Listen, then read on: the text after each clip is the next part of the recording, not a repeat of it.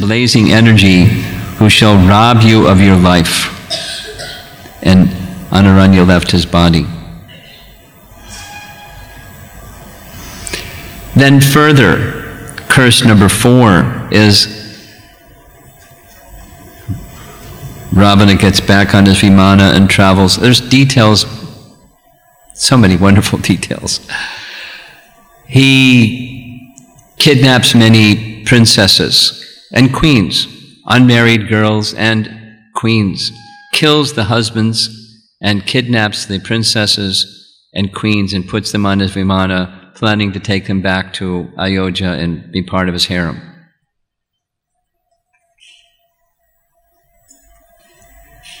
The queens and the princesses utter a curse. The act that is unbecoming is molestation of other men's wives. Since this evil-minded Ravana is enamored of women who belong to others, he shall therefore meet his death on account of a woman.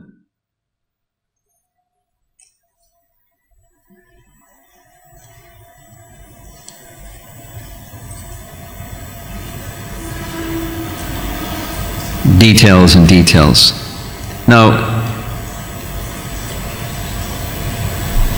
the last curse, number 5, comes from Nala Kuvera. So he goes to Mount Kailash. He sees the wife of Nala Kuvera. Her name is Rambha. When he sees her, he's so lusty. As soon as he sees a beautiful woman, he's got to possess the beautiful woman. And possess the beautiful woman means in the worst, grossest terms. So he sees Rambha. She's going in the late afternoon to go see her husband after his busy day of his activities. And speaking impolitely before Rambha in lusty language, he asks her who she is and where she's headed. She says, I am the foremost of Apsaras, named Rambha, and I'm the wife of your brother's son, Kuvera's son. We're related. So talking the way that you are to your brother's son is most inappropriate. Please step back. I mean, that's not her language, but desist.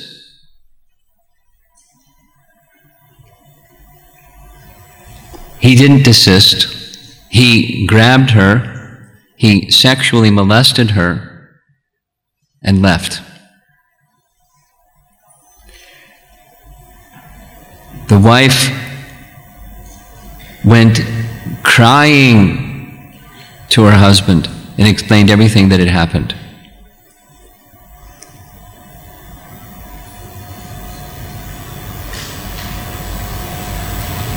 And Nala Kuvera utters, since he forcibly assaulted you, who are unwilling, he shall never force himself upon another unwilling young woman again.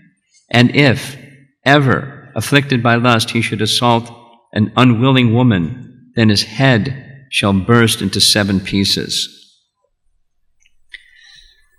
So Dashagriva heard about this curse. He was kind of unconcerned, but later that's what stopped him from violating Sita. Because supposing the curse were to be true and my head would burst into 7 pieces, that wouldn't be nice. And I have 10 heads.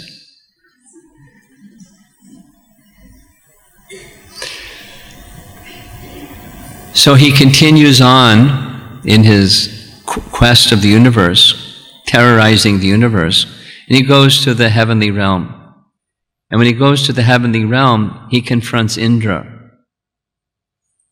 Now, Indra has heard of the power, everyone has heard of the power of Ravana. And he doesn't want to yield to the power of Ravana, he doesn't want to match the power of Ravana. So he turns to Lord Vishnu. Lord Vishnu said, I'm not going to fight Ravana just now. But I promise you that I myself shall be the cause of this Rakshasa's death when the time is right.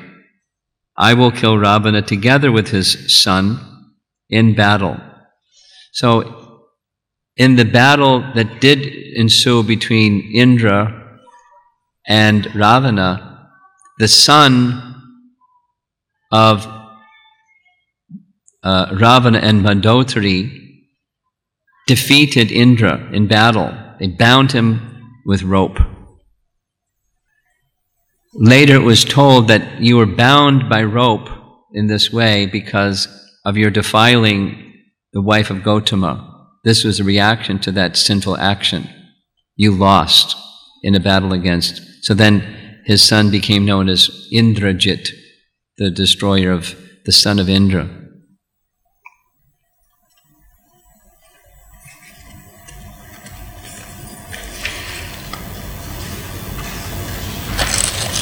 There's many more pages to go. Although Ravana was very powerful, there were those that were more powerful from material point of view. And one of those was Kartaviryarjuna. If you remember from your reading of Srimad Bhagavatam, Kartaviryarjuna was a powerful king described in Canto 9, Chapter 15, king of the Haihayas. And he had 1,000 arms, and he had mystic powers, and very, very powerful. So one day he was in a river enjoying with ladies, and he wanted to see how powerful his arms were, so he stopped the flow of the river with his arms. And upstream was Ravana. So Ravana, the upstream action was the place became flooded where he was trying to perform a sacrifice to Lord Shiva, and his sacrificial area was harmed. So he went downstream to find out what the problem was. A minister, Mahishmati, informed him this is Kartaviryarjuna, because he had gone to the kingdom of Kartaviryarjuna to engage in battle, but he was told he's out of town right now, but you can come back later and he'll gladly meet you in combat. So he went off to do his yajna, and Kartaviryarjuna was enjoying with ladies, and so he found Kartaviryarjuna, and Kartaviryarjuna briefly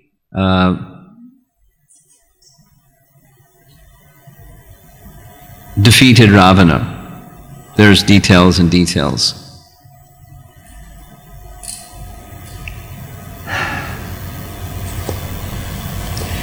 So Kartaviryarjuna brings Ravana back to his kingdom, captured prisoner. Lo and behold, at that time, Palastya happens to visit the capital city of Kartaviryarjuna, and seeing that his grandson, Vishwavasa's son, Ravana, is captured by Kartaviryarjuna, he asks him to let him go. So he lets him go.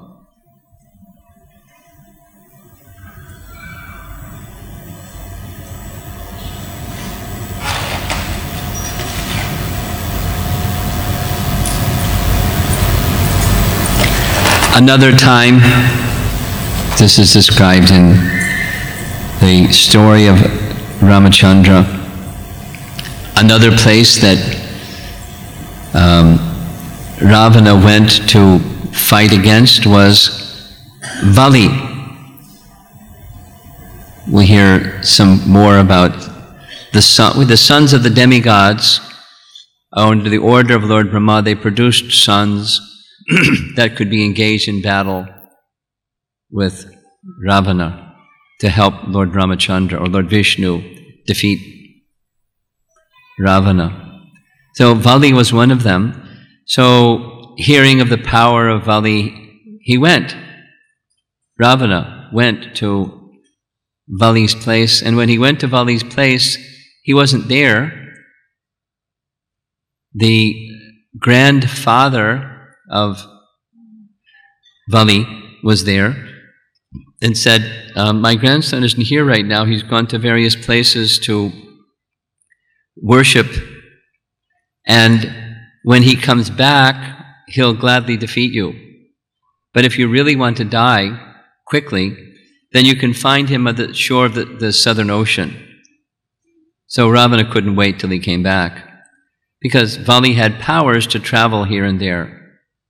And so he went, and he saw, at a distance, he saw Vali engaged in worship.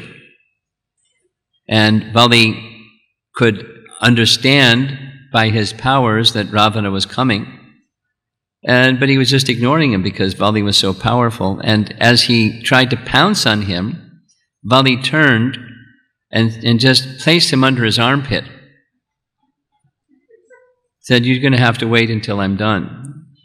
And then I'm going to carry you under my armpit to the other 3 places that I go every morning before I return to my kingdom. So he was flying in the air, and Ravana was dangling from his armpit. Then he set him down when he got back to his kingdom and said, you sure you want battle? And Ravana said, I think it's better as we make friendship. Let's work together. And I won't attack you, and you don't attack me, and we'll work together. Let's take a vow of friendship. So they did like that. But powerful as Ravana was, there were examples of he was more powerful. Then there's this really funny one where it's when he was being challenged by Ram, he was confident in his own power, but he always wanted to make alliances. So he thought, which amongst the Daityas is powerful, and I can make an alliance with the powerful Daitya? And he thought of Bali, so he went to where Bali's kingdom was. Bali, as we know, was given a kingdom by Vamana at the nether regions of the universe. So Ravana went there, and Vamana was there at the gate. Said, you can't come in. What do you mean I can't come in? I'm Ravana. I don't take no from anybody.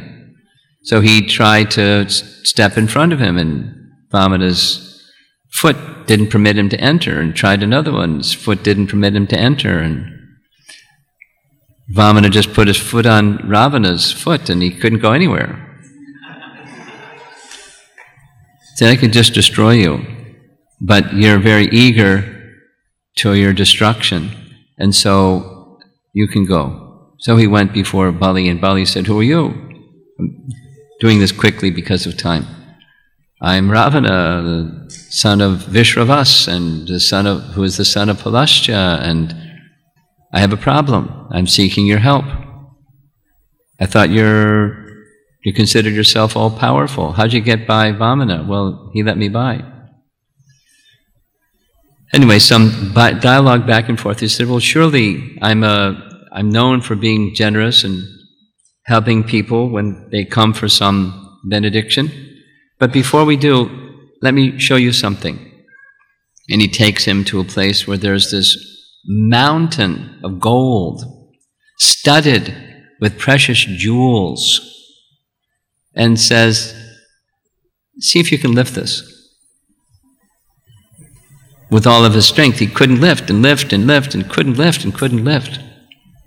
He said, what is this mountain? I never heard such a thing, a mountain of gold here in the lower planetary regions. He said, step back. This is one of the earrings of Hiranyakashipu. In your previous life, you were Hiranyakashipu. And this mountain is one of your earrings that fell down to the lower planetary regions, which you are unable to even lift. And you want help to overcome Ram, who is that same Lord Vishnu. You're a fool.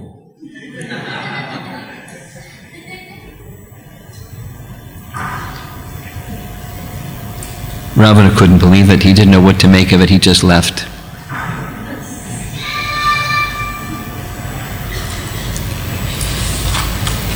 Fools get plenty of opportunity and warning to learn good lessons, but they don't learn good lessons, they take it in some other way. Another situation where he was defeated. Again, it's a long narration in Valmiki Ramayana, which we don't have time for, but he went to the abode of Yamaraj. As he had defeated one of the guardians of the directions, which was Kuvera, he went to Yamaraj, the Lord of Death. And the details, what he saw when he went to the Lord of Death, it's like 5th canto Bhagavatam, very similar, very frightening and scary, and he didn't like to see these people have to suffer for their sinful reactions, because that would mean he might also have to suffer. So he released them all. And then the attendants of Yamaraj saw the sinful people being released, so they went to Yamaraj, who was very furious, and he came and confronted Ravana and some strong words back and forth and back and forth and back and forth. And one of Yamaraj's ministers wanted to take care of the situation. Let me deal with him. He's finished. Yamaraj said, I'll do it myself. And with the rod of time, he was ready to destroy Ravana.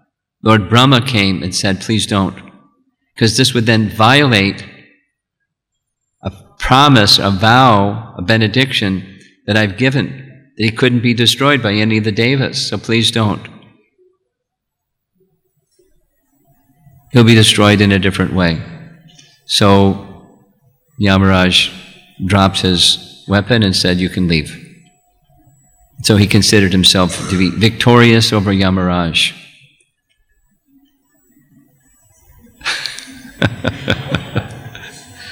The Lord of Death.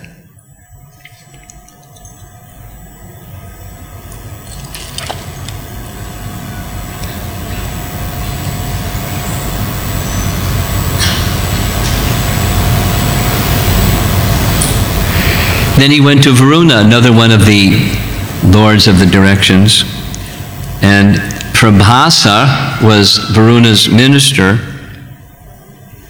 who then said to Ravana, Varuna doesn't want to fight you, so you can just consider that you've defeated Varuna and you can go on your way. You can brag that you've defeated Varuna. So that's what happens.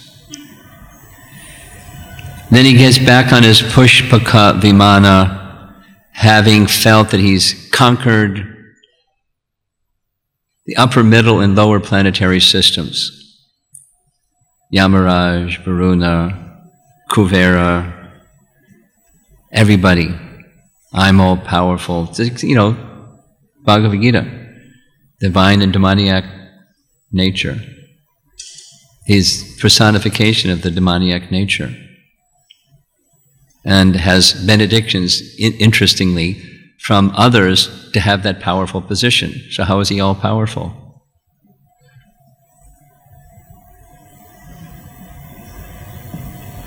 It's quite unreasonable. But it's the nature of demons. So all of this has been just to respond to something we heard this morning, that the demigods approached Lord Brahma, requesting, Lord Brahma, please do something, because of your benedictions this person has become impossible, a world terrorist, you've got to do something. Well, the only something is Lord Vishnu must appear as a human being to destroy him. So how he got all of his power and became the nasty person that he was, thinking in the demoniac ways that he was thinking, is being narrated by Agastya to Ram before Ram goes to Lanka to do battle with Ravana. Now, this is the personality of Godhead. He's omniscient. He doesn't need to be told by Agastya anything. He doesn't need to be given weapons by Vishwamitra Muni to do anything. He doesn't need anything from anybody, but he's engaging everybody according to their nature and their regard for him in some service. That's Leela and Rasa, and the Lord's enjoying, and while He's enjoying, He's giving us lessons. So that at the top is our attachment for the personality of Godhead. By hearing these even if my dear devotees that don't know all these names, and the names are very bewildering to you, just hearing the sound vibration of the Lord's pastimes, our understanding from Bhagavad Dharma is it's purifying. It's the pastimes of the Supreme Lord. So although it's in relation to things of this world, it's the pastimes of the Supreme Lord. It's actually Jai, who's come from Vaikuntha to perform a pastime with Lord Ramachandra where he can have good combat. That's one of the dimensions. And there's so many things where Lord Ramachandra is teaching us, and through Valmiki, we're being taught the nature of divinity and the nature of atheism, and what does it look like, and how does it become like that, and what's the antidote. So we'll hear, especially when we go to Naimisharanya, the antidote, the age of Kali antidote.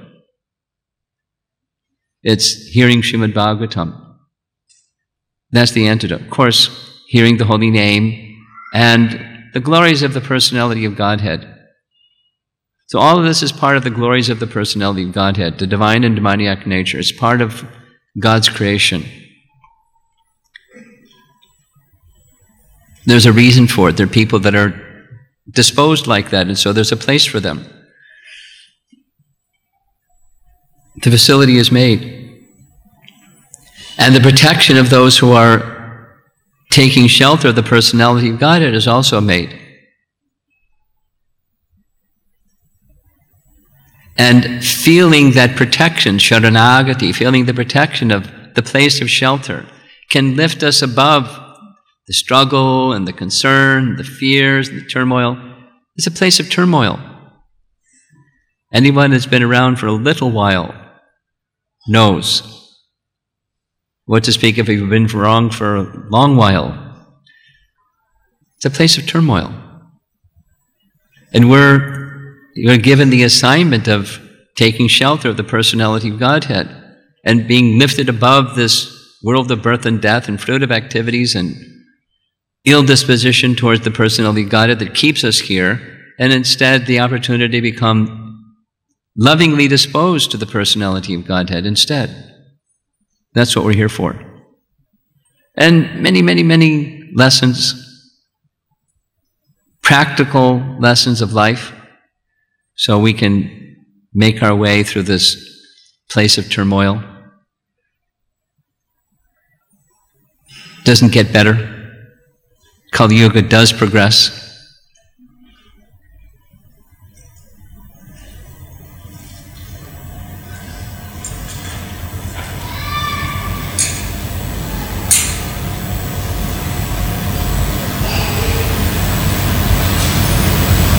And Lord Brahma said, for as long as the mountains stand, and long as the rivers flow, as long as existence exists, this glorious narration of Lord Ramachandra will continue. And those who give their hearts, he says, those who give their hearts to this narration will be forever lifted.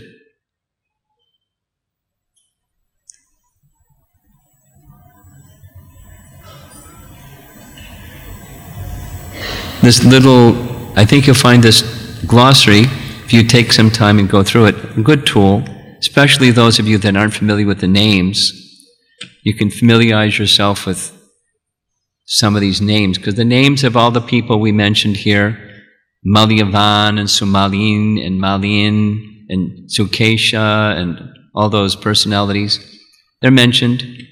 And just by hearing them, again, the personalities start to emerge and who they represent.